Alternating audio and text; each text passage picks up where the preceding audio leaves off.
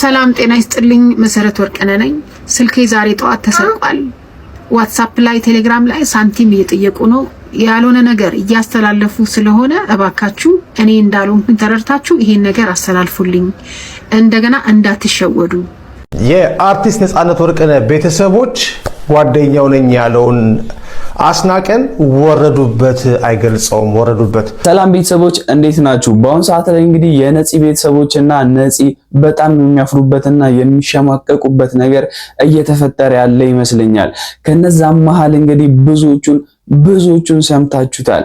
ሚስቱንም እንግዲህ እያብጠለጠሉ ጓደኞቹንም ዝቅ ከፍ እያደረጉ በአንድ ሚዲያ ላይ ቀርበው ነበር። በእነዚህ ንግግሮቻቸው ምክንያት ብዙ አይነት ትችቶችን ቀርቦባቸዋል። የነፃነት ወርቅነህ ሚስትም የራሷ የሆነ እውነት አላት፣ እንዴት ልጆቿን እንዳሳደገችና እንዴት ዛሬ ላይ እንደደረሰች። ለማንኛውም ይላችሁ የመጣቸው መረጃዎች ለእናንተ ከማሰማቴ በፊት በመጀመሪያ ይህን ቻናል ሰብስክራይብ እንደዚሁም ደግሞ ኮሜንት ላይክ ባደረጋችሁ በየ3 ቪዲዮ እንግዲህ ለእናንተ ሽልማትን ይዘን እንቀርባለን። ማለትም ለወንዶች 1000 ብር፣ ለሴቶች 1500 ብር። እስካሁንም የተሸለሙ አሉ፣ ተሸለሙም እስካሁን ገንዘባቸውን ያላገኙ አሉ። ምክንያቱም በእነዚህ ሶሻል ሚዲያዎች ስላላናገሩኝ አሁንም ድረስ ተሸላሚዎች በእነዚህ ሶሻል ሚዲያዎች እየመጣችሁ እኔን ማናገርና ገንዘባችሁ መውሰድ ትችላላችሁ። በሚገርም ሁኔታ የተገነዘብኩት አንድ ነገር አለ። የነፃነት ወርቅነህ እህት መሰረት ወርቅነህ በአሁኑ ሰዓት ላይ በራሷ ሶሻል ሚዲያ ወይም ደግሞ ቲክቶክ አካውንቷ ብዙ ነገሮች እየተናገረች ትገኛለች። ሰዎች ስልኬን ዘርፈውኝ ገንዘብ እየጠየቁበትም ይገኛሉ በማለትም ተናግራለች። በመጀመሪያና በቅድሚያ ግን የነፃነት ወርቅነህ ሚስት በአሁኑ ሰዓት ላይ ስሜቷን ይገልጻል ወይም ደግሞ ስሜቴን ይገልጽልኛል ያለችውን ንግግር አብረን ተመልክተን ነው እንመለስ። እሷ ያላስታመመችበት ምክንያት ሰርታ ልጆቿን ማሳደግ ስላለባት ነው። ሆስፒታል እሱ ጋር 24/7 ከተቀመጠች ልጆቹን ማን ነው ኩክ አድርጎ የሚያበላቸው? ልጆቹን ማን ነው ፒክ ድሮፕ የሚያደርጋቸው? ልጆቹን ማን ነው ቢላቸውን የሚከፍለው? ሰርታ ቤቷን ካልከፈለች፣ ሰርታ ምግብ ካልበላች እነዚህ ልጆች ማን ነው ኃላፊነታቸውን የሚወስደው? አባታቸው ኢትዮጵያ ነበር ሲኖር የነበረው። ስለዚህ በምንም ተአምር አንድ ነገር ማለት ነው ብሬ የምትደረግበት ጉዳይ የላትም። እቺ ሴት ልትከበር ልትደነቅ፣ እኔ እንዳውም በጣም ነው ማድንቃት ማለት ነው። ቢካዝ እስና ኢዚ እናውቀዋለን እኛ የምናልፈበት ሰዎች እንዴት ከባድ እንደሆነ ልጅ ማሳደግ ብቻ ማለት ነው። ሶ ለማንኛውም የልጆቹን አስተያየት ሳይኔ አባታቸው በሞተበት ሰዓት ጥሩ አመለካከት ነው ያላቸው። ጥሩ ነገር ነው የሚናገሩት። ለምን እንደሆነ ታውቃላችሁ? እናታቸው ጥሩ ስለሆነች። በክፋት ጠቅጠቃ ብታሳድጋቸው ኖሮ የአባታቸው መቃብር ላይ ራሱ አይቆም ነበር። እናንተ አታውቁም እኮ አንዳንድ ልጆች ምን አይነት ቢሄቪየር እንዳላቸው አሜሪካን ሀገር። እንደዚህ በተለይ ከእናት ጋር ተባብሮ አባት ካላሳደገ ልጅን በጣም ከባድ ነው። እኔ እንዳውም አንድ መልእክት ማስተላለፍ እንፈልገው ነገር አባቶች ለሚያልፍ ነገር የማያልፍ ጠባሳ ላይ ልጆቻችሁ አትተው። እንደዚህ መቸገር አለ ነገር፣ እንደዚህ የሆነ ችግር መድረስ አለ ነገር፣ ወደ ልጆቻችሁ ወደ ኤክሳችሁ ነው የምትሮጡት። ያልሆነ ጠባሳ ሰርታችሁ ልጆቻችሁን ማገዝ ማሳደግ እያለባችሁ ያልሆነ ነገር ላይ ለራሳችሁ ላይፍ ጡሉ ስትሉ ሺዝ ማይ ዳተር ሺዝ ማይ who are you ነው የሚሉ ማን አንተ ይሉሃል። የዚህ ሀገር ልጆች they don't care። እውነቱን ለመናገር አጠገባቸው ቁጭ ብሎ ፒክ ድሮፕ ያደርጋቸውን ያብላቸውን ቸርች የወሰዳቸውን አክቲቪቲ የወሰዳቸውን ነው እነሱ እንደ አባት እንደ እናት የሚቆጥሩት እንጂ ስለወለድክ ብቻ አባት አትባልም፣ ስለወለድሽ ብቻ እናት አትባይም። እዚህ ሀገር በጣም ደስ የሚለኝ እኔ ካራክተራቸው ማለት ነው ጥሩ ልጆች ናቸው። አሜሪካን ሀገር ተወልዶ የሚያድጉ ልጆች ግን ኃላፊነት የማይሰማ ከሆነ ብቻ ነው ማቀምጥቆ they don't care። ያንን ነው ለነገራችሁ የምፈልገው ማለት ነውና ለልጆቻችሁ ጥሩ ነው፣ ለልጆቻችሁ መልካም ሁኑ። ማግባት፣ መውለድ፣ መጨፈር፣ ይሄ ቂጤ የረገጡ መሮጥ እንዳለ ሆኖ የራሳችሁን ሰልፊሽነት ላይፍ መኖራችሁ እንዳለ ሆኖ ለልጆቻችሁ ጊዜ ስጡ። ለልጆቻችሁ የተወሰነ ነገር መውለዳችሁ ላልቀረ ሳይፈልጉ የመጡት ልጆች ለምንድነው የምትበደሉት? ጠንካራ ሆነው ልጆችን የሚያሳድጉ እናቶችን ደግሞ እንደዚህ ያለ አግባብ መታችሁ ስትወቅሱ ትክክል አይደለም ብሎ የሚናገር እንደኔ ደግሞ አለ ማለት ነው። እና this is wrong ባይነኝ እኔ። ስለዚህ ብትችሉ ይቅርታ ጠይቋት። ልጆቹን ያሳደገች ይሄን ዘሩን ተክቶ ነው የሞተው ወንድማችሁ አይደል እንዴ? እሷ ነች ያሳደገችው። ሶሪ ለቅሶ ላይ ናችሁ፣ ግን መነገር ስላለበት ነው። በዚህ ሰዓት ምን ስላስፈለገ ነው? ምን ለመሆን ነው እናንተ ኢንተርቪው ላይ የመጣችሁት? በዚህ ሰዓት ሲጀመር የጎደለባቸው በልጆቹ ነው። ልጆቹ ጎሎባቸዋል እኮ አባታቸውን አጥተዋል ስለሆነ ማለት ነው። እናንተ ምን ቤት ናችሁ መታችሁ እዚህ ላይ እንደዚህ አይነት ሀሳብ የምትሰጡት ማለት ነው? እና አሜሪካን ሀገር ሰው ታዋቂ ስለሆነ የሚያስታምም ሰው የለም። እዚህ ሰው የሚያስታምም የሚጠይቅ ጥሩ ኮሚኒቲ ካለ እዚህ ካለው ሰው ጋር በህብረት ስትኖር፣ ጥሩ ህብረት ሲኖር በሰዎች ፊት አሜሪካ ባለው ሰው ፊት ታዋቂነትን ስታገኝ የሚረዱ የሚያስታምም ሰው ይመጣል ማለት ነው። ያለበለዚያ ግን ኢትዮጵያ ከሆነ ሰው የሚያውቀው ኢትዮጵያ ነው ሰው ተንጋግቶ የሚጠይቅ እንትን የሚለው እንጂ ነርሶች እሱ እንዳለው የሰለጠኑ ናቸው፣ ስራቸው ነው። ሚስትየው እዛ ነርስ ስላለ ነው ስራዋንም ስራው ማለት ነውና ይሄ የሀገሩ ደንብ ነው፣ የሀገሩ ሁኔታ ነው፣ የምንኖርበት ሁኔታ ነው። እኔ ራሱ ነገር እግዚአብሔር ያምጣውና ታመሜ ብተኛ ልጆቼም መስራት አለባቸው እኮ ልጆቼን አሳድጌ ምን ብዬ አላስታመሙኝም ለምን ነው አልልም። እኔ እንደዚህ አይነት ነገር የምትናገሩት መታችሁ ሀገሪቱ ላይ ኖራችሁ ሁኔታውን ስታቆር ማንም መታል ጠይቀኝ ብሎ የሚቀየም ሰው የለም። እዚህ ሰው ታሞ ተማቆ እኮ እዚህ ሀገር አንድ ቀን መተው ሳይጠይቁት የቀብር ጊዜ ምናምን ጊዜ ብቻ የሚሄዱ ሰዎች አሉ። የምታውቋቸውን ሰዎች ራሱ ማለት ነው። ሰው አይመቸው መቀየምም አትችሉም ሰው። ስለዚህ ሮንግ ነው። እቺን ሴት ይቅርታ ጠይቋት። ባለፈውም ያማታል ጤናዋም ትንሽ የተዛባ ነው ሲባል ሰምቻለሁ። ጤና እየተዛባ ልጆቿን የምታሳድግና የሁለት ሰው ኃላፊነት የአንተን ወንድም ጭምር ኃላፊነት እኮ ተሸክማ ነው ያሳደገችው ልጆቹን። ስለዚህ this is wrong እና አግባብ ያለው ነገር ይዛችሁ ስትመጡ ሰፖርት እናደርጋችኋለን። አግባብ ያሌለው ነገር ይዛችሁ ስትመጡ ግን ሊነገራችሁ ይገባል ባይነኝ ነኝ። ሊነገራችሁ ይገባል። ወይኔ እንደዚህ ሆኖ ነው እኮ ነፃነት እንደዚህ ሆኖ ነው እኮ ምናምን የሚሉት ደግሞ ልክ እንደናንተ የአሜሪካን ሀገር ሲስተም የማያውቁት ናቸው። ስለዚህ ይሄ ሮንግ ነው። ኮመንቱን አይታችሁ እናንተ እሷን ይቅርታ ጠይቋት። ይሄ 95% እዛ ስር ሰዎች ከብተው ኮመንት የሚያደርጉት ትክክል አይደለም። አንድ ነገር መውጣታቸው ትክክል አይደለም። ሁለተኛ ነገር እሷ ላይ እየቀረበ ያለው ነገር ብሌሙ ትክክል አይደለም። ትክክል ከሆነ እኛም ትክክል ነው እንላለን። ስለዚህ እሷ እንዳውም በጣም ወርቅ የሆነች ሴት ናት። እንዳውም ከሌሎቹ ጋር ነጻጽራችሁ ስታዩ እዚህ ሀገር እስቲ ከሌሎች ኤክስፒሪየንስ ወሰድ ወንዶች ምን እንደሚሆኑ እዚህ ሀገር ማይ ገነሳ ቤት ሰው እኮ ግን በሚገርም ሁኔታ እኔም የነፃነት ወርቅነህ ሚስትም እንደዚሁም ደግሞ ብዙዎቻችን ከዚች እህታችን ንግግር ምንም ዝንፍ እንደማንል እርግጠኝነት ሀሳቤን መናገር እችላለሁ። ምክንያቱም በአሁን ሰዓት ላይ የነፃነት ወርቅነህ ቤተሰቦች የገንዘብ ጥያቄ ነው የሚመስለው ኢንተርቪዋቸውም ንግግራቸውም። በዚህ ጎፈንድሚ ስብስብ ላይ እንግዲህ $100,000 ድረስ እንደተሰበሰበ ሁላችንም እናውቃለን። 100,000 ላይሞላ ይችላል፣ ከ90 እስከ 100,000 ድረስ። ታዲያ ይሄንን ወደ ኢትዮጵያ ስንመነዝረው 15 ሚሊዮን ብር ይመጣል። ይህ 15 ሚሊዮን ብር እንግዲህ በአሁን ሰዓት ላይ ቤተሰቦቹን እየበታተነ ይገኛል። ምክንያቱም ነፂ ከመሞቱ በፊት እኛ ነበርን ከጎኑ፣ ሌላ ሰው ማንም ከጎኑ አልነበረም በማለት ነበር ሲናገሩ የነበረው። ሀገር ውስጥ ሆኖ ታዲያ ሌላ ማን ሊኖረው ይገባል? ከቤተሰቡ ውጪ ሌላ ማንም ሊኖረው አይገባም። ማንም ሰው እንደዛ ነው ማሰብ ያለበት። በተጨማሪ ግን የነፃነት ቤተሰቦች ከተናገሩትና ከወደድኩላቸው አንድ ነገር አስናቀን ጓደኛውን የነቀፉበት መንገድ። በእርግጥ ነፃነት ያውሉ ገንዘብ ሊሰበሰብበትና በስሙ ሊሸቀልበት አይገባም ነበር።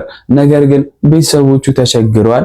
ለቤተሰቦቹ ግን ይህንን ነገር ማቅረብና ህይወታቸውን ማቅለል በጣም ትክክል የሆነ ነገር ነው።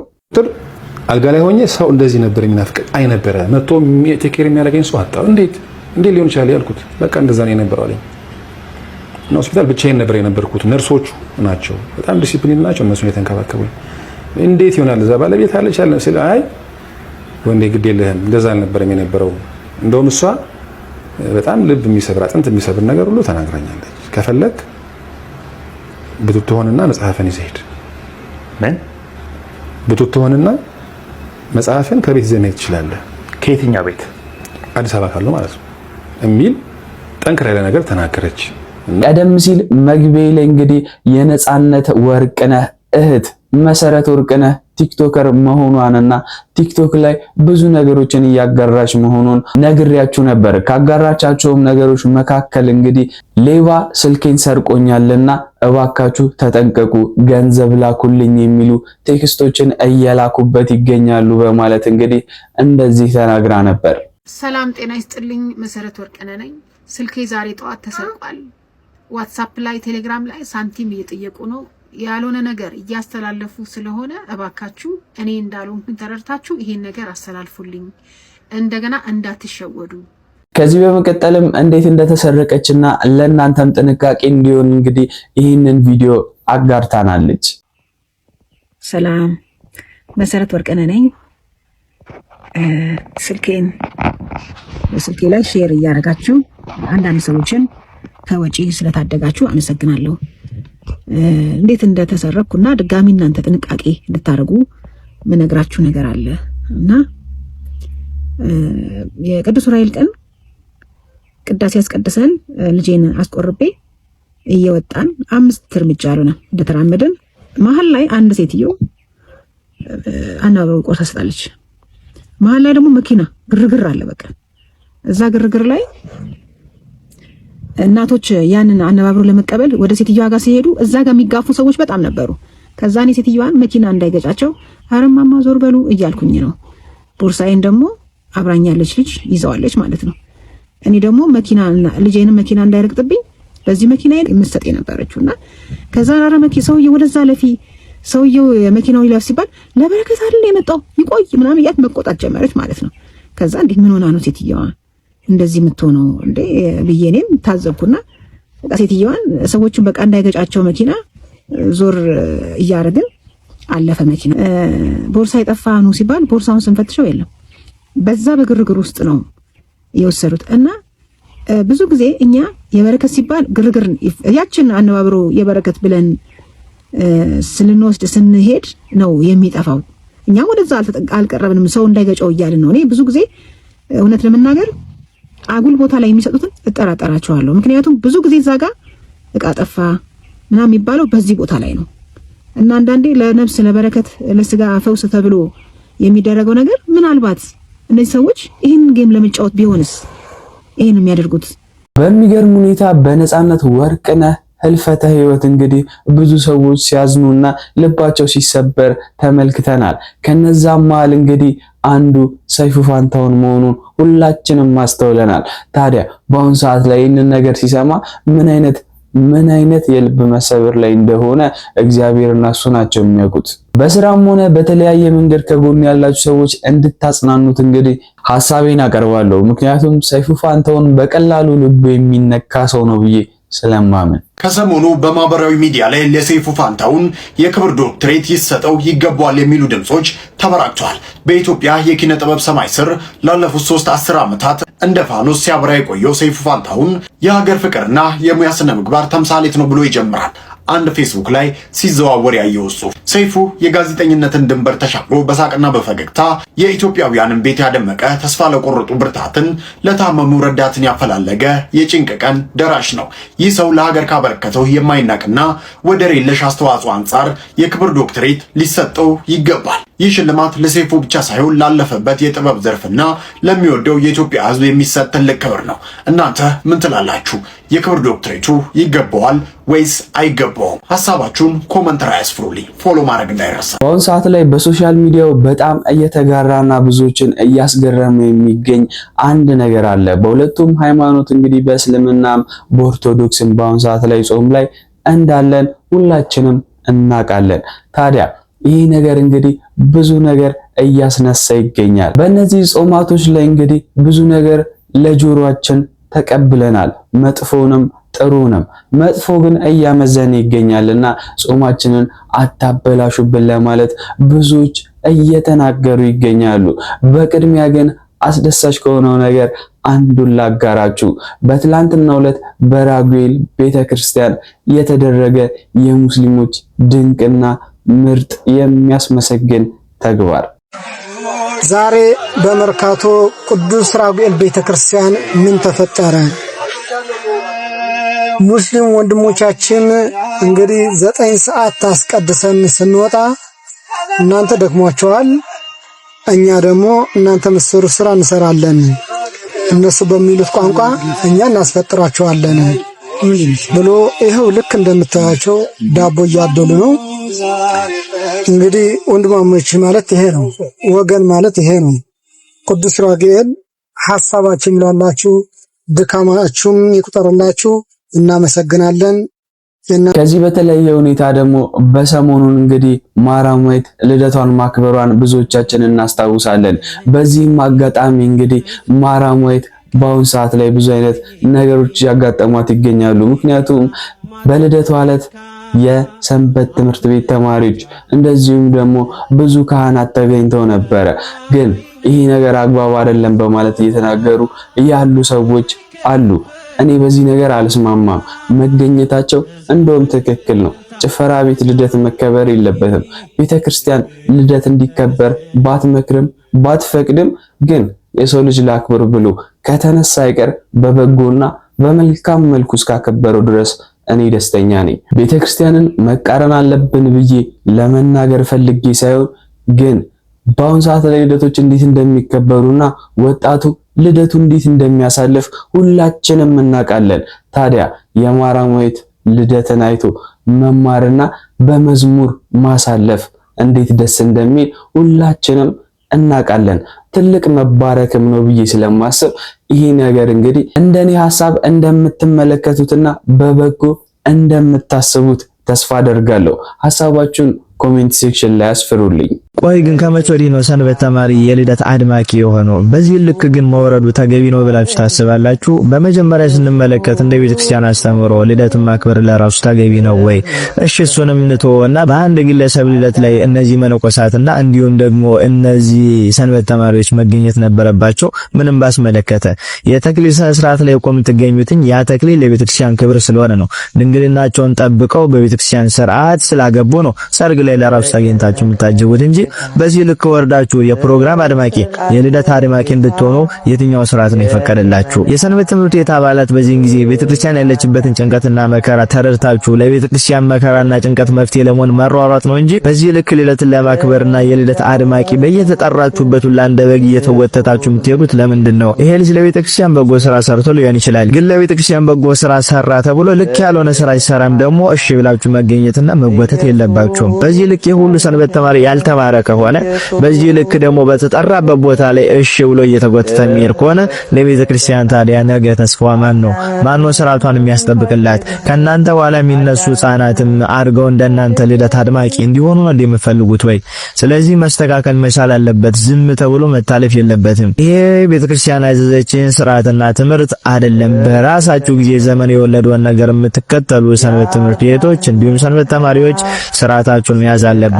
በእናንተ ምክንያት ብዙ ሰንበት ትምህርት ቤቶች መሰደብና መወቀስ የለባችሁም። በነቆሳትም ትታዩኛላችሁ። ይሄን ልጅ አክብራችሁ መጣችሁ ሊሆን ይችላል። ግን እሱ ይሄን ጥፋት ሲያጠፋ ልክ አይደለም ብላችሁት ማስቀረትና ማስቆም የሚችሉት እናንተ ናችሁ። ግን በአንድ ግለሰብ ልደት ላይ እንዲሁም ደግሞ ቤተክርስቲያን ባላዘዘችው ልደትን አክብረው ላኮ ቤተክርስቲያን አላዘዘችንም በነገራችን ላይ።